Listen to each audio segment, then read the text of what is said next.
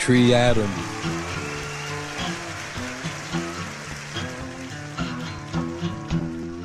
There's a flower, she takes a drink of water, runs her finger across a wrinkled corner of a paper bag.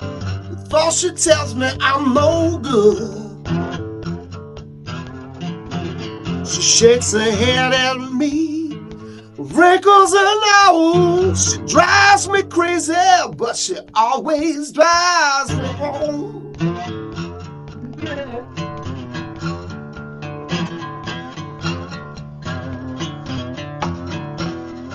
There's a flower laying out in the sun, wiggles her toes beneath the sand as she takes her own sweet time with a glass of tequila. She shakes her head at me, wrinkles her nose. She drives me crazy, but she always drives me home.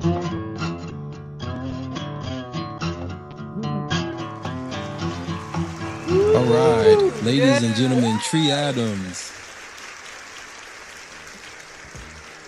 Who are you listening to right now? And also, I know you worked with a lot of great artists. I know you can't mention them all, so let me apologize in advance for everybody. But can you name a couple people? Absolutely. Listening wise, I try to take in a lot of different genres. I love classical music. On the classical music side, I listen to a lot of Stravinsky, a lot of Mahler. Those are probably my favorite too. I listen to a lot of jazz.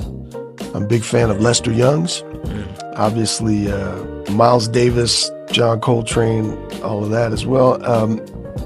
I listen to a lot of Latin music, Eddie Palmieri.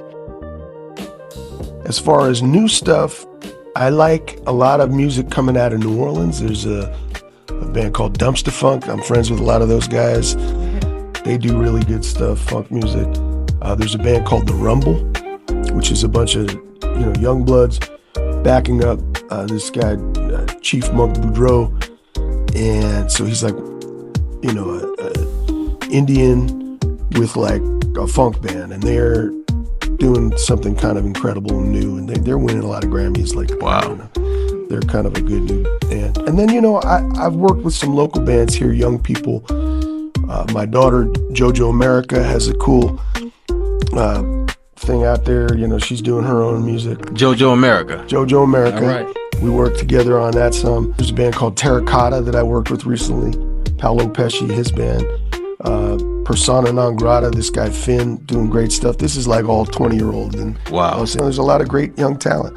I've been very fortunate, with my recent band, Dagnastropus, which is like a 10-piece funk band, blues and stuff.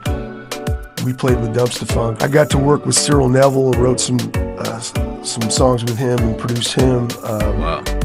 Some of the guys from the Meters, George Porter. A lot of fun working with those guys, and the Preservation Hall Jazz Band. I got a chance to work with them when I was working on NCIS New Orleans.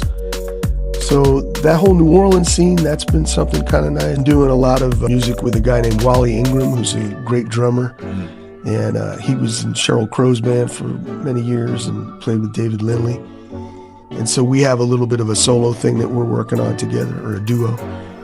And, it's just a constant sort of tapestry of different projects. I enjoy collaborating with different musicians and getting inspired by different styles. And I'm sure you inspire a lot of people as well. That's the goal. The whole family is talented.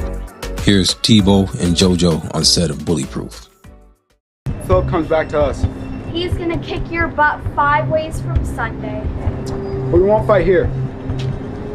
We'll fight there. No. You want to fight?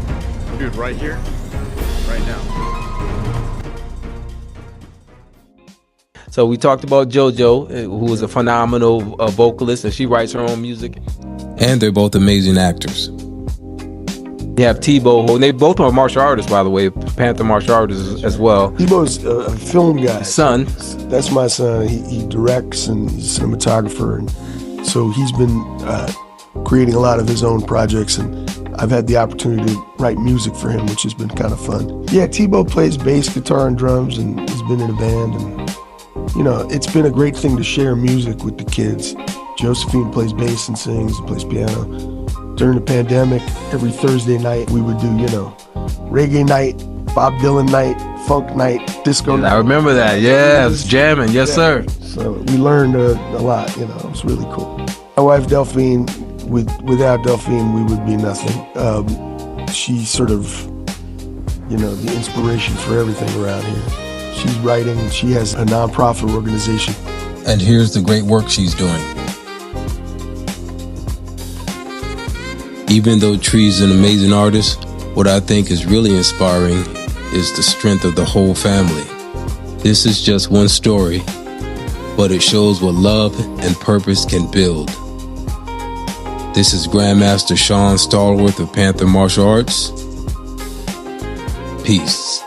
Stay tuned for episode 3, where Tree opens up about challenges, music, and the martial arts mindset.